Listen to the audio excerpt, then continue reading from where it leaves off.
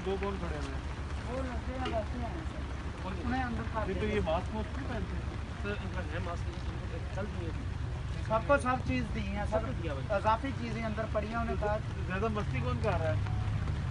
हमने से नहीं हो गया, तुमने किधर मस्ती कर रही है? तुम तो बेचारे गड़बड़ कर रहे हो। हाँ जी। हाँ, वो एक चाचा है और ये काफ़ी लोग हैं जो अंदर शरारतें करते हैं कि हमें फलानी चीज़ दो, हमें चरस ला कर दो, हमें शराब ला कर दो।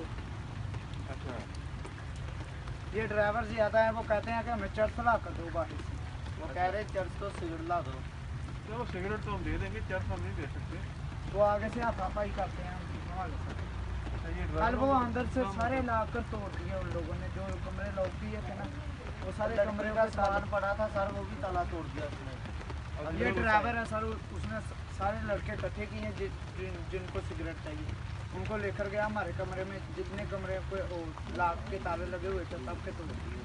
अच्छा, चलो ये चलता रहता है, वो करते हैं उनका ड्राइवर में बोला कर ले उनको यार, मैं